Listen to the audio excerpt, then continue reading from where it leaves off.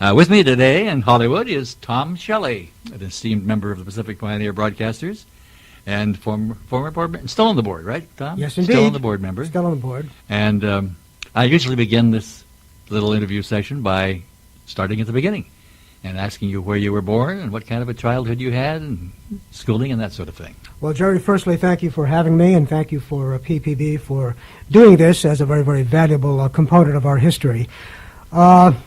Well, Jerry, I was born in Boston, Massachusetts, January 16th, 1944, and I was somewhat of a normal child in many ways, but I was being bred by my mother, who was a concert pianist, to be a singer.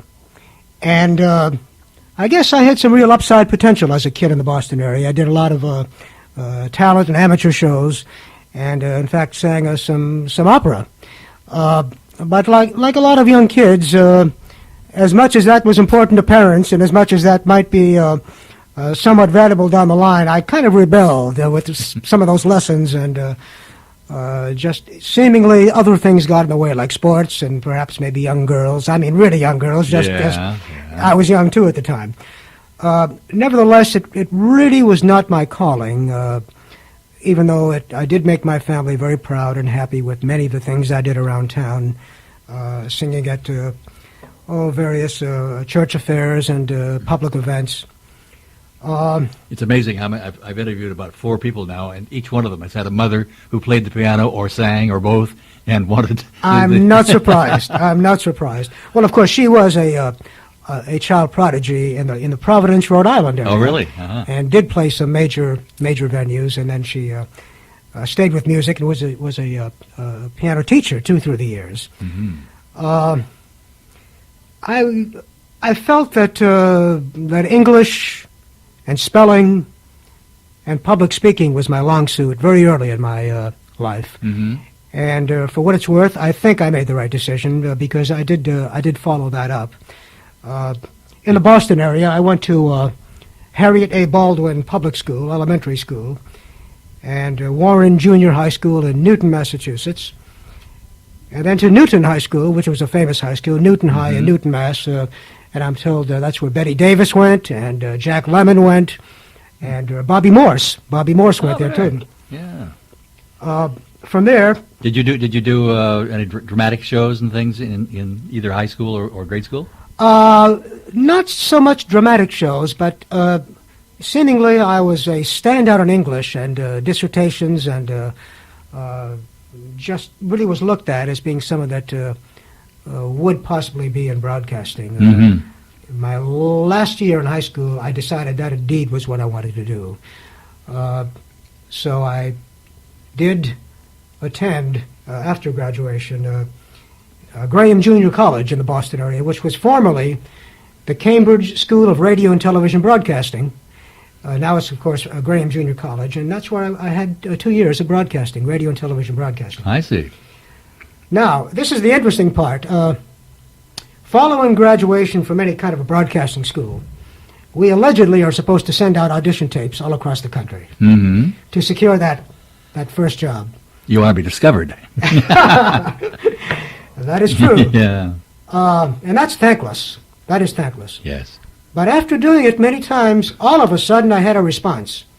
And it wasn't from Chicago. It wasn't from New York. It wasn't from St. Louis. It was from SHELLEY, Arizona. I mean, a little hamlet with some Indians and some other people, retirees, that a gentleman wanted me, and I can't even recall the call letters of the station, but it was indeed in SHELLEY, Arizona. How did you know enough to send an audition tape to SHELLEY, Arizona? A good question. It was something I had responded to, I guess in print somewhere, perhaps Broadcasting Magazine. Okay. Yeah, I had neglected to say that, sure. I would not have picked SHELLEY. No, I wouldn't think so. not one on your A list, anyway. Now, mind you, I guess I'm 19 years old at the time, and I decided I would do it. I would leave home, and I guess virtually for the very first time, leave Boston and go to Phoenix and rent a car and go to SHELLEY. Big decision. Big decision. At least I asserted myself. Yep. Well, it lasted 3 days. Oh, no. Oh, no. It was intolerable. It was untenable. And I literally just walked out the door and threw in the towel. I hope I said goodbye to the general manager, whoever he may have been. That would have been polite. It would have been proper, I'm sure, but it was not the best of situations. Not at all what I expected. I said to myself, I'm too close to L.A. I'm much too close to Los Angeles. I have left Boston, 3,000 miles away. I must give it a shot. I must see what maybe or maybe I cannot achieve or do on a very short term, or at least make a contact or two.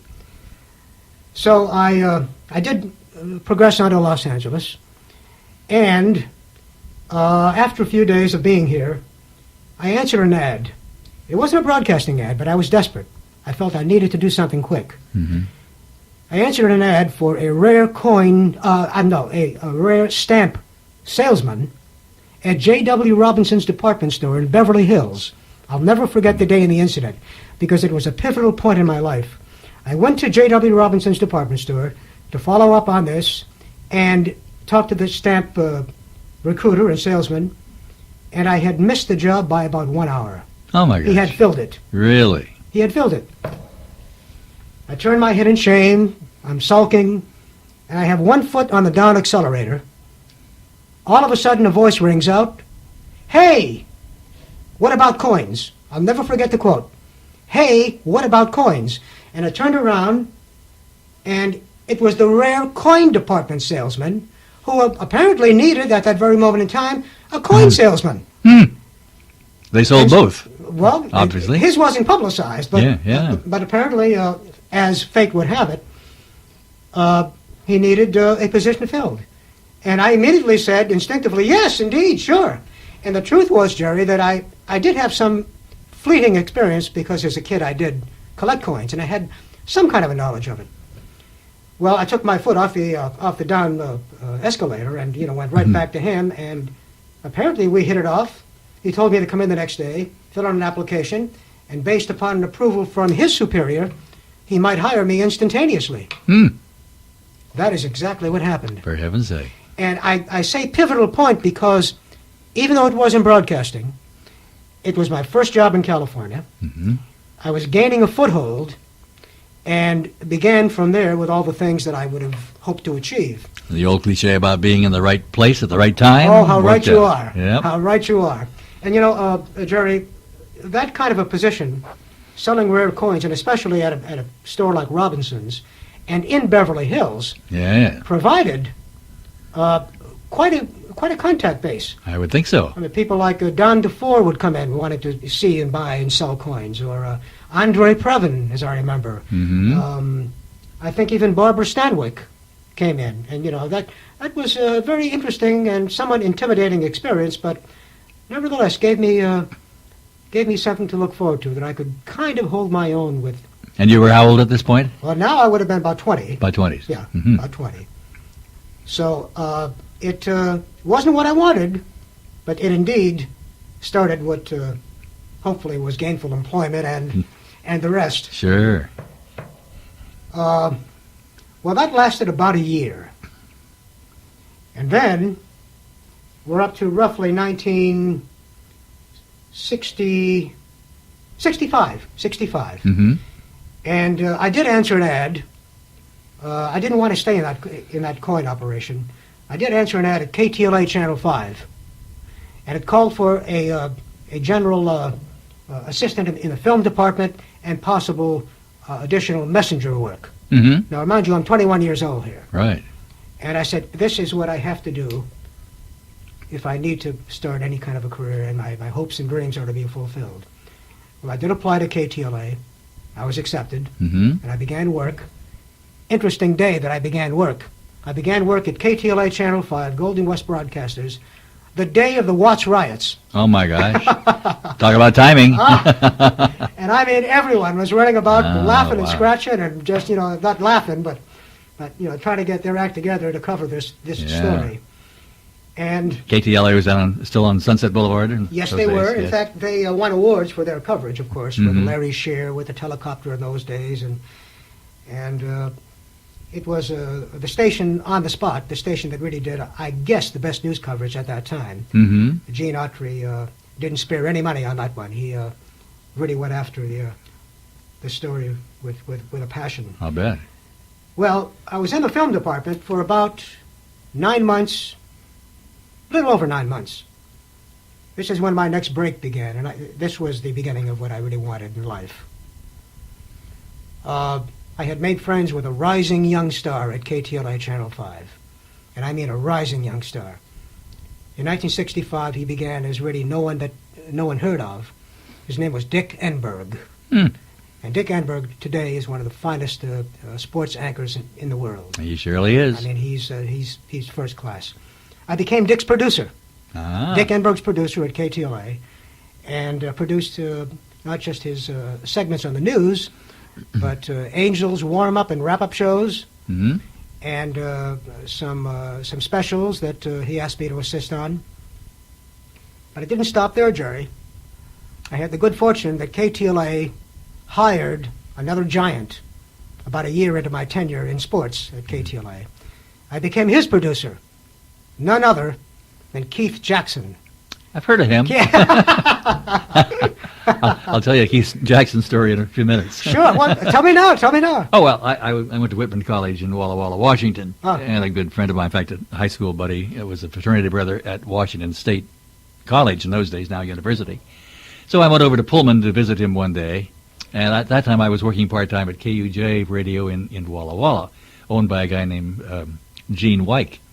And while I was visiting my friend in the teak house in Pullman, he introduced me to Gene Wyke's son, who in turn introduced me to a friend of his named Keith Jackson. So I met Keith when I was a freshman in college, and I think Keith was a senior at that point.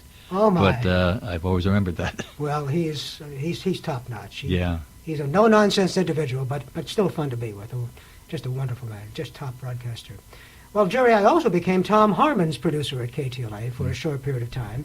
Tom Harmon came aboard, and this was pretty good stuff. I was feeling very accepted by the sports community, Sports Broadcasters Association, producing some important segments there and increasing my contact base. And just feeling that, indeed, the hopes and dreams that I had that were at times seemingly unattainable were finally coming to fruition. Were Enberg and Jackson and Harmon working at KTLA at the same time, or did one follow the other? Dick and Keith were working at the same time, but Harmon followed later. Okay. After Dick left, because Dick was rising rapidly in the world, and he had to leave KTLA. Too many outside commitments. NBC was calling, and others. I, of course, worked with some awfully good people during those years at KTLA. Stan Chambers and the late, great Larry McCormick and Dick Garton. And, of course, I mentioned Larry Shear, who ran the Telecopter.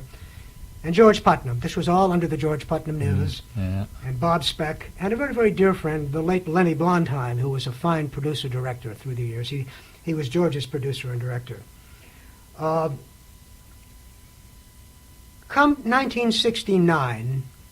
midway through the year, George Putnam's contract was not renewed.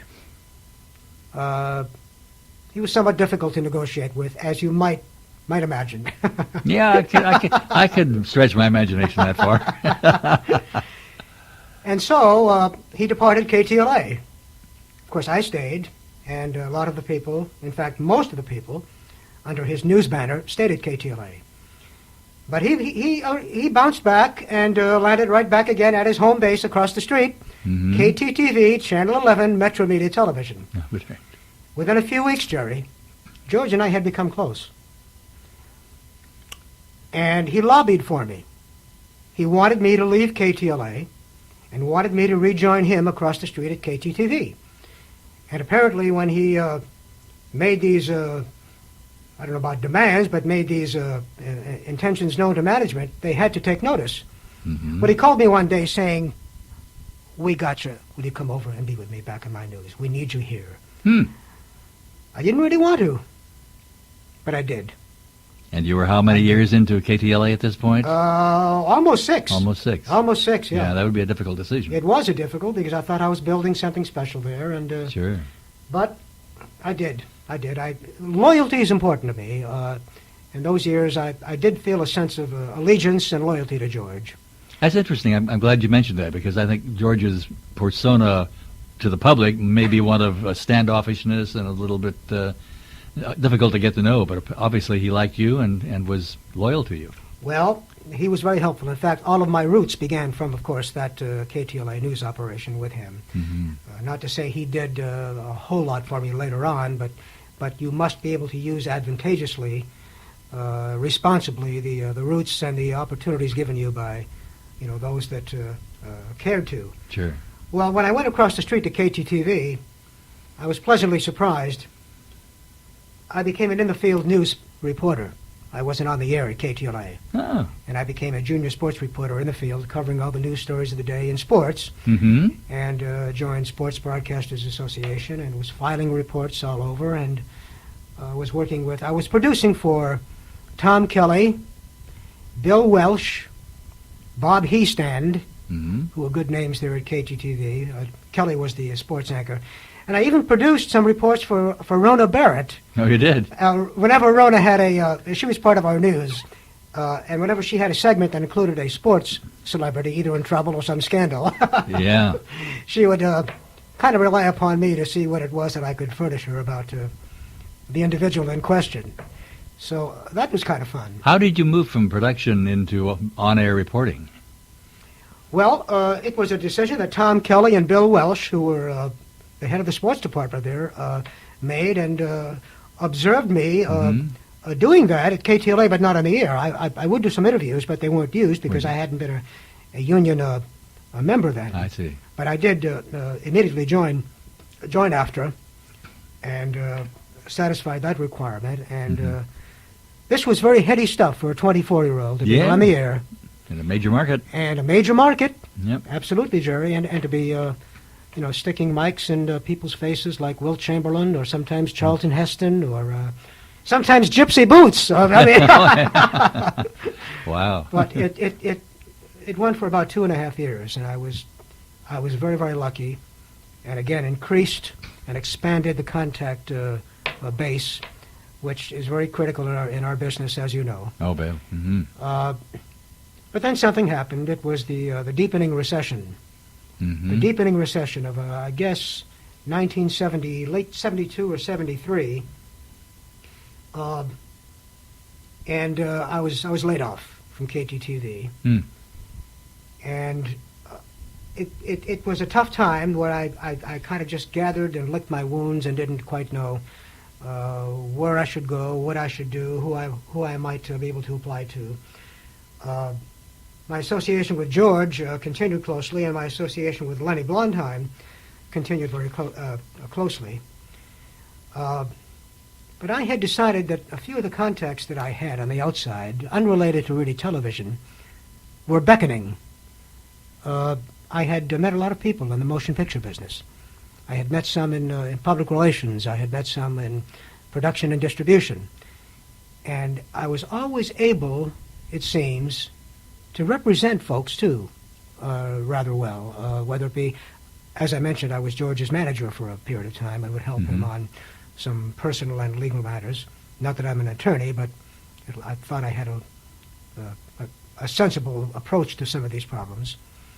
I made a transition. Now, this would have been 1972, to motion picture development, production, and distribution. And there were 4 firms that I worked for, 4 different firms, all together at the same time.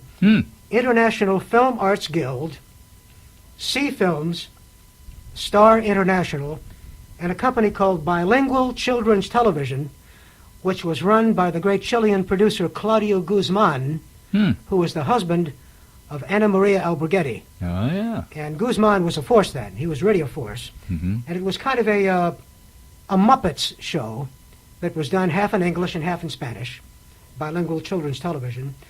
And even though I was not at all fluent in Spanish, I did work in PR and marketing, and as an assistant in production with Ed Gruskin, Stu Byrne, and another great name, Robert Cohn from Columbia Pictures, the son of Jack Cohn. Jack Cohn.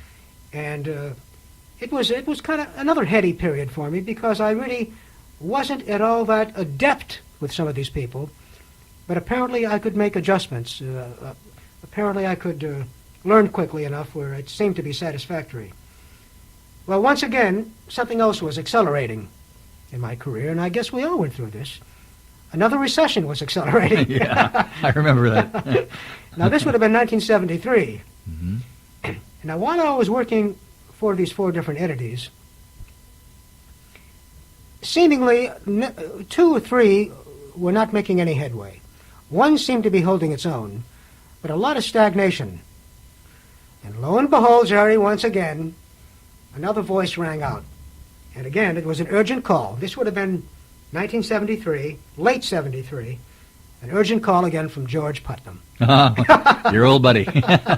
Now, he had gone back to KTLA again. Yeah. From KTTV. Mm-hmm. Apparently they had recognized their errant ways and wanted him back because, hate him or love him, he did mean ratings. Yeah. Expensive absolutely. or not, he did mean ratings Mm-hmm. because he was the force then.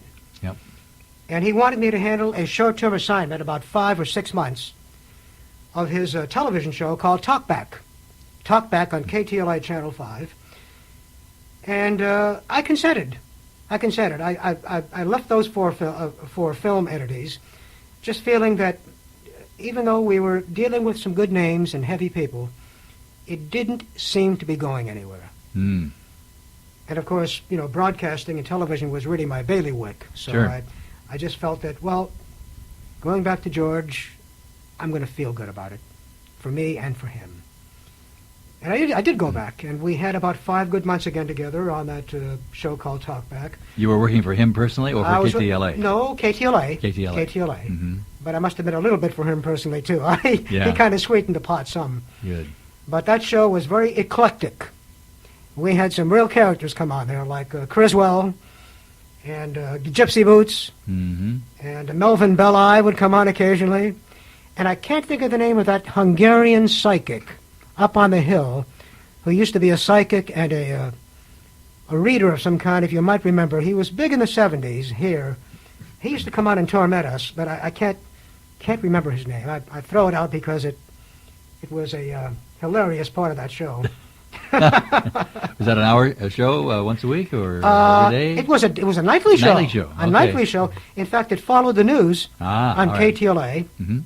We would literally just turn the cameras around from the news operation and go directly to Talkback. And George would just change his tie or his jacket and do Talkback. Hmm. This ended in December of 1973. And again, I found myself at a point that I'm not quite certain what the next move or the next step is. I wanted to remain in television. I wanted to remain in sports. I wanted to climb the ladder. I wanted to be a little more accepted by my peers. But I made a decision that I would no longer seek employment at all. Hmm. I opened up my own firm. I decided I wanted to be in business for myself. Mm-hmm. I wanted to assimilate and gather all the people in my life that I've met and had positive experiences with and all the contacts I've had and open up Tom SHELLEY Enterprises in 1974. And I did, at the corner of Hollywood and Vine in the Equitable Building. And, Jerry, it was the best thing I ever did Hmm. because it brought together such diversified activity.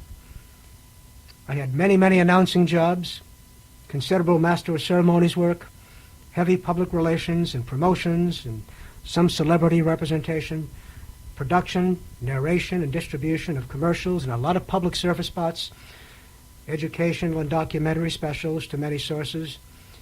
I was the MC in over 100 special events. How did you go about acquiring these jobs? Tenacity, follow-up, pursuit, and I guess in some instances a few that already had known me in the past. So you used your contacts. And, Used my contacts. And word of mouth, of course, is one of the best ways to Word get of mouth. going. And after a while I said, what kept me from this? Why didn't I do this sooner? Not that I really should have done it sooner because I needed... You were getting experience before. Of course. So, Of course, and I frankly never thought I would want to be independent because going into business for yourself is a very serious matter. Indeed. Indeed. Especially I don't know what the percentages are, but especially after a couple of recessions. yes. But it was all entailing and all consuming because I did so many things I didn't think I would do. MC'd theatrical and political events and charitable events. I even MC'd, for me, which was a first, the Miss American Indian pageant. Oh, wow. Here down at the convention center. Ah. And then one of the highlights of my life was producing a film for the United Indian Development Association with Jonathan Witters called Paths to Progress. Jonathan Witters is a Chippewa Cherokee. He's a full 1/4. I don't think I knew that. He's a full 1/4. And he has a warm spot and a soft spot, and an affinity for the progress of American Indian people. Mm-hmm. And he's been of a lot of assistance to them. This was a film that was a dream of mine to produce for this local agency in town, assisting Indian people through the SBA to be able to have their own businesses. And it was a dream of mine, along with Lenny Blondheim, my director friend, showcasing the positive side of American Indian people succeeding in businesses. Mm-hmm. And I don't mean trinkets and jewelry and baskets and pottery. I mean Indian plumbers and Indian electricians and Indian truckers and Indian businessmen and accountants. And it was a half-hour film, and to this day, I'm abundantly proud of it because it made a big difference in the lives of some people. And we had commendations from the federal government and others that purchased the film to use as a training film as an inducement to Indian people for a sense of pride and instilling a desire to go into business if they could. And it just made me feel very worthwhile. Indeed. To put that kind of time into such an effort.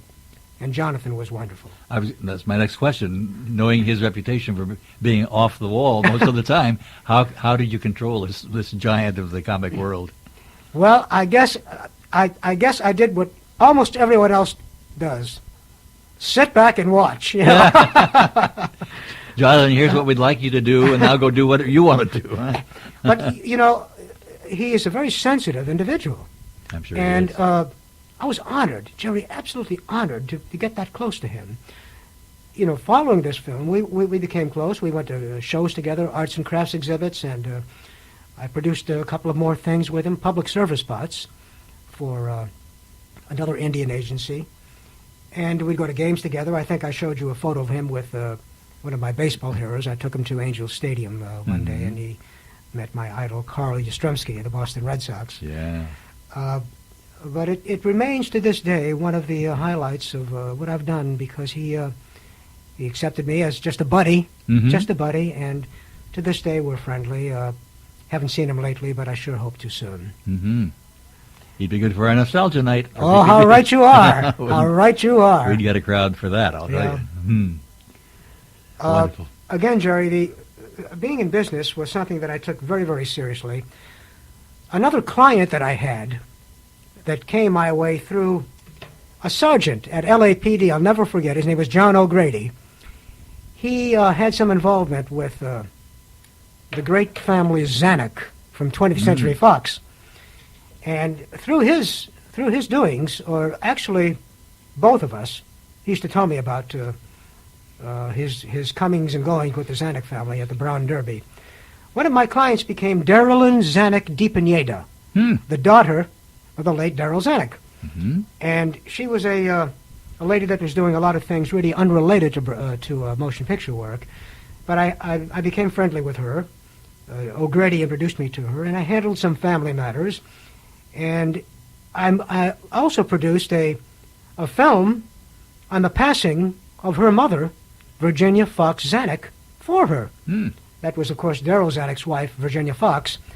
And another thing that was very, very inspiring to me to do, to produce a film for her that showed all the greatness of her mom and what her mother did with the social world and in the 30s and 40s in this community. And it just became a standout to me. I look at it every night, and I narrated it too. And I was very, very pleased that she asked that I do that.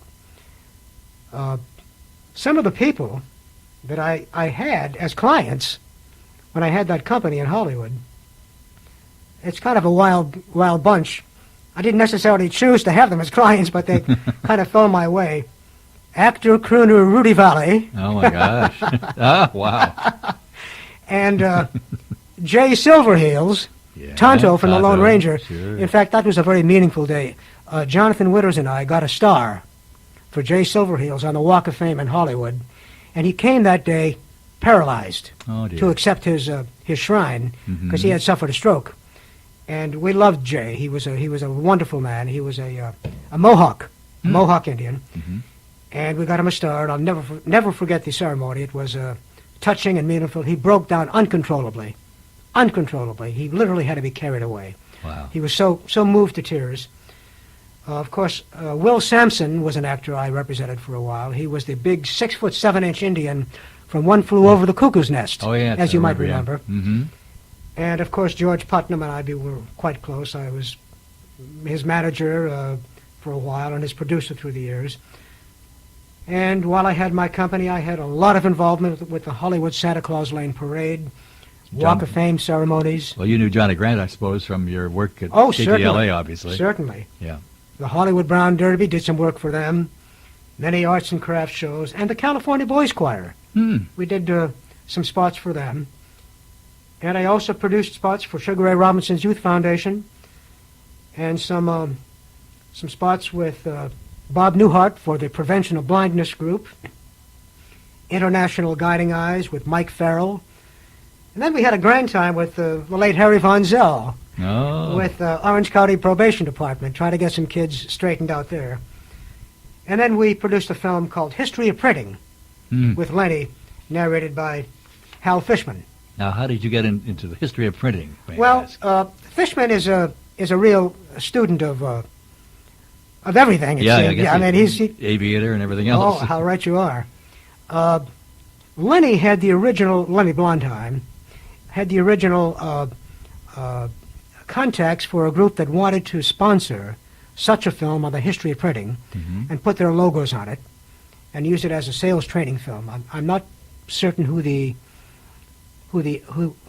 company was right now, but nevertheless, he and I raised money for it too, and I was an associate producer on it, and it went very well with Mr. Fishman, and it was purchased by many school districts to showcase how it all began, with the earliest caveman writing his name on a wall somewhere, to the most modern innovations in printing, and it still is a landmark film to show to educational classes.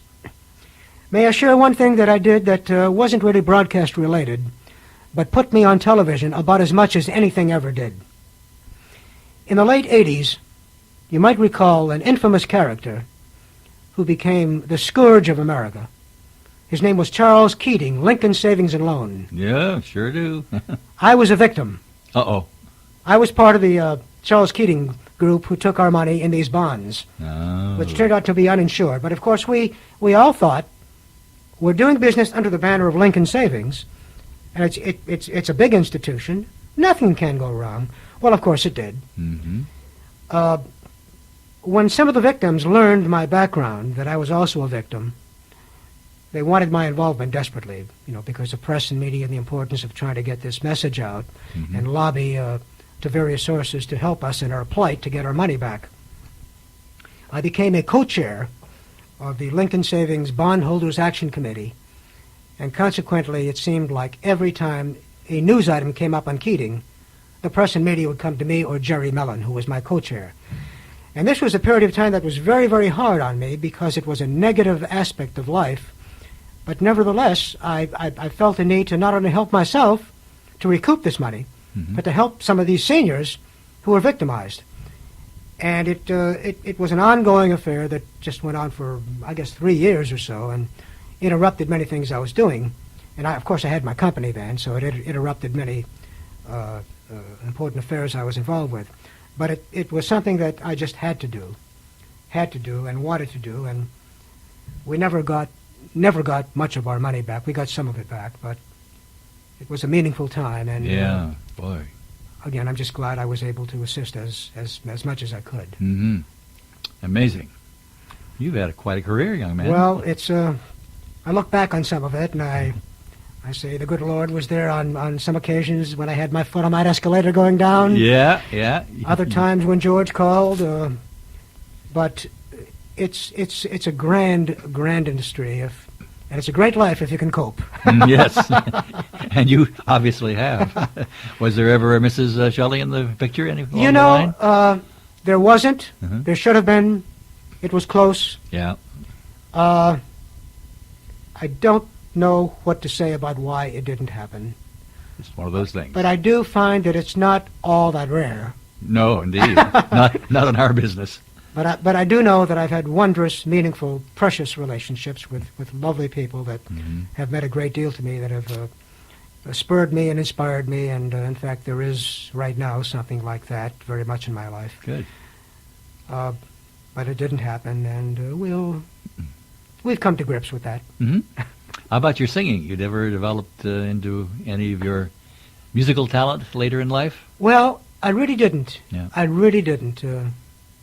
I love the great voices, and I admire the great voices, and I just sit back and I'm in seventh heaven with some of them, but I just didn't continue with it. Yeah, and, sure. And I don't think I would have the skills I had then, because you must keep your training. You know. You Oh, must. of course. It's otherwise you forget about it. Did you ever work with Stu Nahan? Yes, I did. Mm-hmm. I did work with Stu, not really directly, but many times at our broadcast luncheons.